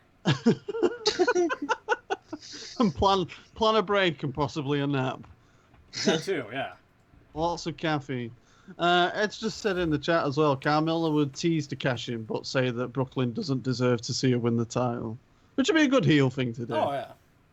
But also, it'd make her look very stupid if it's like if she does the Baron Corbin thing and it's very obvious that she should cash in and she doesn't. Yeah, it would be kind of weird just to not take up the opportunity just because you don't like the town that you're in, you know?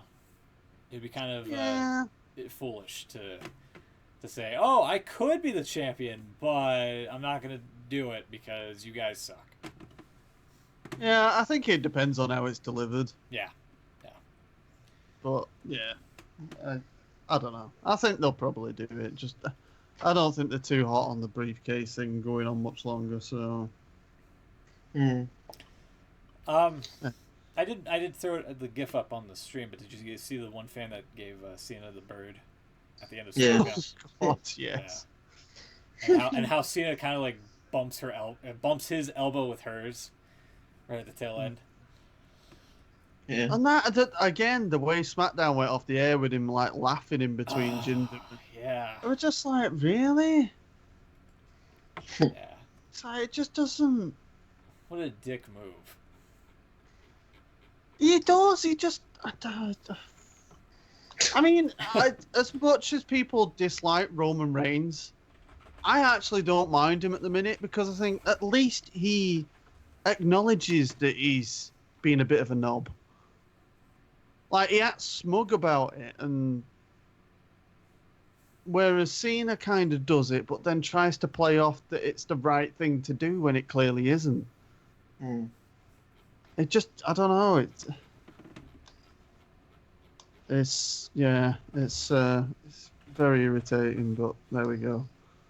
Ed's just asked in the chat as well, did you guys get a chance to check out the new season of Southpaw Regional Wrestling? I was informed about it before we started recording, so no, I have not gotten a chance to see it. I will definitely give it a look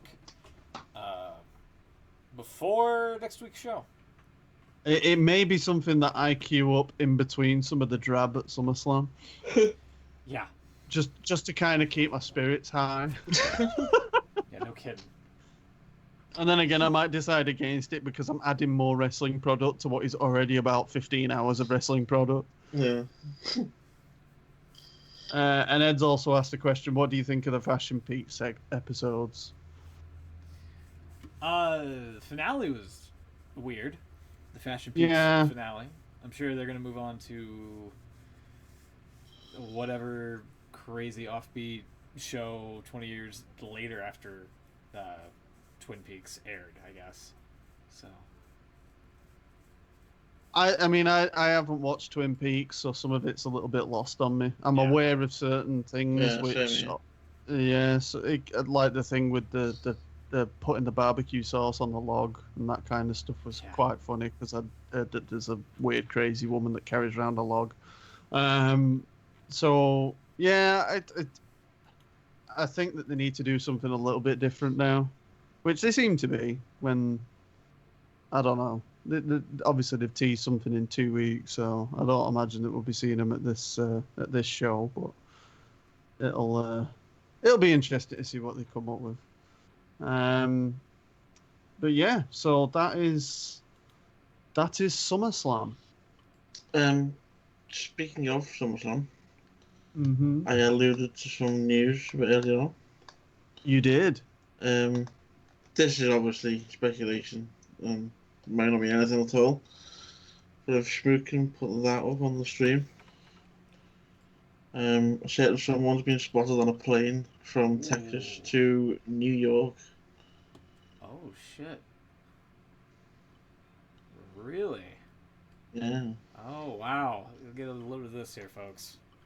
Oh. Look at this. This is from @Slice Wrestling, even though we can't get the top part. Maybe I can't. Hold on. I want that window. Hold on. Chrome. Get it nice and neat. There we go. There you are. Look at that. Undertaker. Or a really good looking stunt double. On a plane to possibly New York.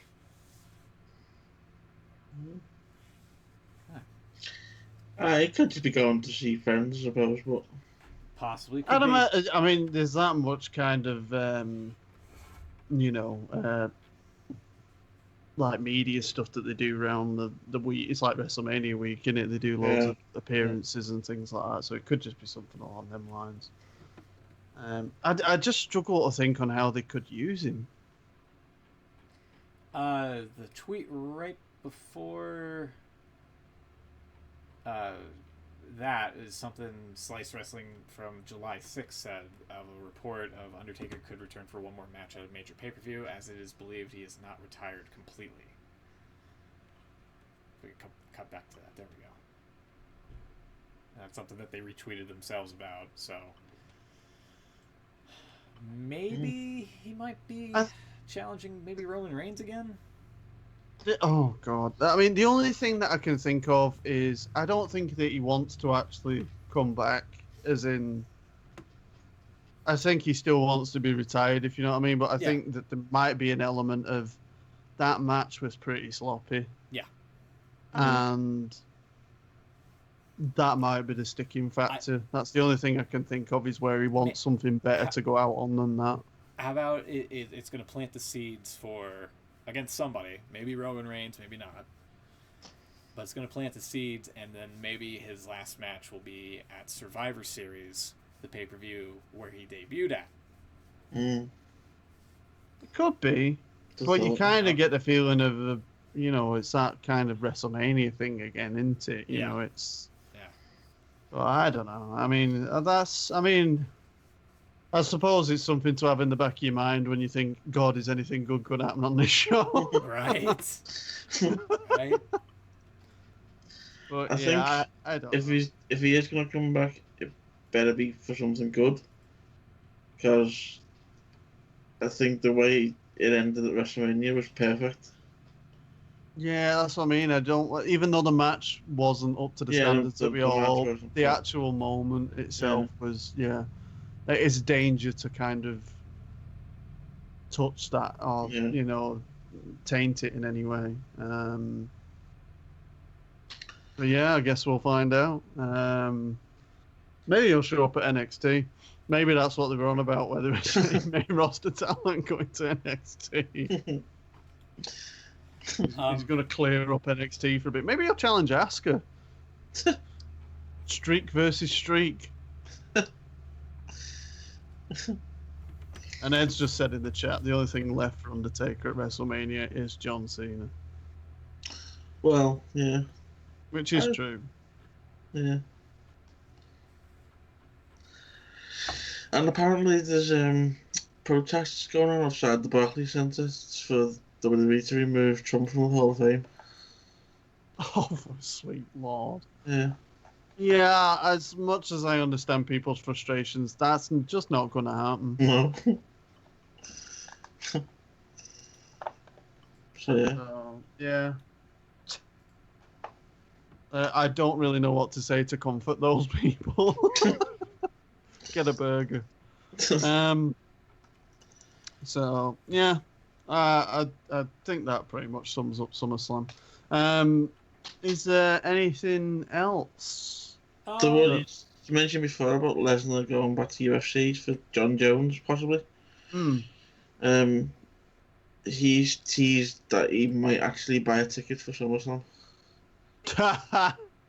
Oh dear. Yeah. That might make WWE change the booking.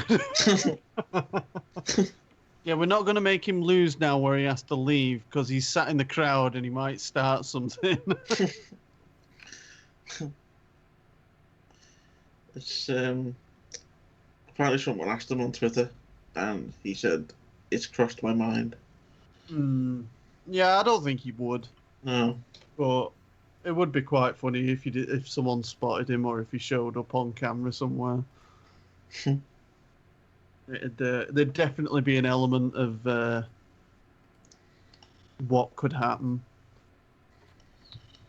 But yeah, no, that'd be fun. Ed's just put, "Get a burger" does seem to sum up SummerSlam. I'm going to put that forward as the new tagline. It's the longest party of the summer, so get a burger.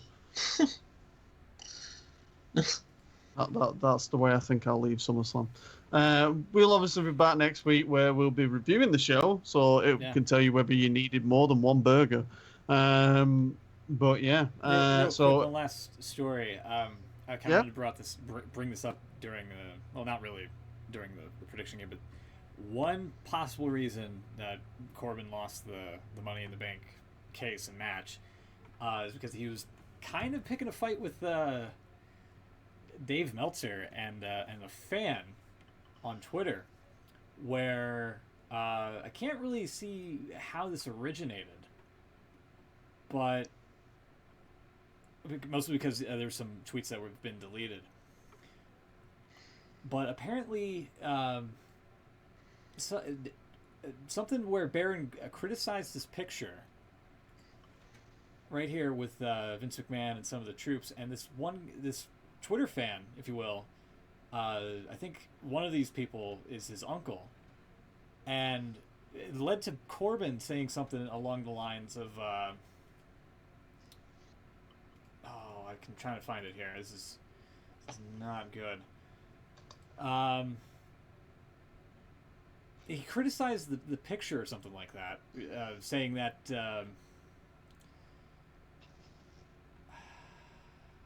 I can't find it. It's some sort of criticism to that picture, and then So Baron Corbin criticised the picture. well, yeah, in a way, yes, yeah, and Right. because the guy was in the military. And then he went off on like Dave Meltzer and said, "What matches and promos has Dave Meltzer done?" Oh, none. He's an old man who could never do what anyone on the roster can or could. That tweet has been deleted. And then I guess the guy said something like, "I've never been in a film, so do I have to like every film ever made?" And then he replied back. Baron replied back saying. Something like, not at all, but you can't comment on the actor's ability unless you have done it before or at least tried. Which prompted Dave saying, think before tweeting. By that logic, your boss has no right to judge anyone in wrestling until 1998. Phil Mushnick never had the right. And then, leading back to the guy with the uncle in the military saying, Uncle Dave is more respected in wrestling than you will ever be. And then Corbin saying, respected by who? Losers like you with a profile pic in a high school gym indie show. So, some of that Twitter beef apparently might have landed him in hot water. So did that take place before SmackDown? Yes, this was like around the 10th and 15th, I believe. Or no, the 10th, August of the 10th. Yeah. Alright, so yeah, so. Sorry, it was a little bit hard to fish No, out no, because, it's fine. because like there's a lot of stuff that was kind of missing, and some of the details were deleted. So Yeah. No. The only thing is I always think with these kind of things, whenever something bad happens, and it's that kind of thing of, the company's punishing them kind of thing. Yeah. And you always think, if things are going well for them and them tweets are getting read out, did they get read in a kind of jokey way to a degree? Mm. You know what I mean? But because something bad's happened to him at the minute, this is seen as a big. I mean, obviously, it's not a joke. The tones of them didn't sound jokey in any way, considering the substance of the messages. But I do wonder whether it gets blown up a little bit more just because of the situation that's followed. Yeah, it's also a case of can a heel be a heel nowadays? Yeah. Because, I mean, Kevin Owens always puts out things, but even though he does say things, there's always a bit of a comedic edge to what he's saying. Yeah. Mm. He's very clever on how he says things.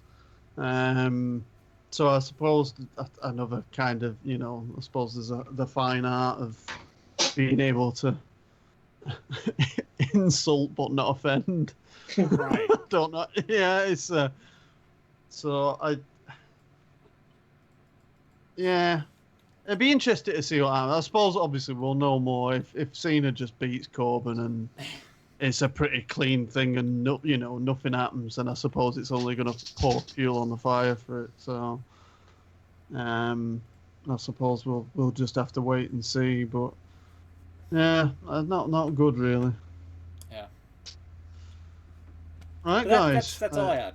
So I think that pretty much sums it in. We've gone just over 2 hours. That's pretty much near enough the pre-show. Yep. There you go. Only another 17 hours to go, people. At this point, Tom, should leave a button to kill yourself. Jesus. So how far away are we? So this time tomorrow, pretty much NXT will be about halfway through by about now, won't it? Yeah. Yeah. So yeah, we are less than 24 hours away before it all starts. If you want to send us any questions for the show on Twitter, you can do so. Use the hashtag IWC Radio. Go to IWCRadio.com. You can find the shows and more information there. And you can also follow us on Twitter at the IWC Radio. You can also click on links on there to follow us all individually if you choose to do so. If you can, give the video a like for YouTube, much appreciated. Yeah, any comments you want to make? No, help us out on the YouTube page. Give us a subscribe. Smash the like button, as I always say, right? Yeah. Power slam it. Yeah, power slam the like button. There you go. There you go. Yeah. and clothesline the subscribe button. Now you're grasping at straws. And then drop kick onto iTunes and give us a 5-star review like Dave Meltzer would. Yeah. See what I did there? I'm rolling here, guys. So yeah, that pretty much sums it up. So if you can, it'd be very much appreciated. I hope all of you enjoyed the mass amounts of wrestling that's on this weekend and throughout the week. And Ed's also just said in the chat, bear hug the review. There you go. So yeah, so there you go. Thank you, Ed. And yeah, we will be back next week where we'll be back to review it all and see what actually happened. Yeah. So yeah, enjoy the weekend of wrestling and we will see you next week. Bye. See you later.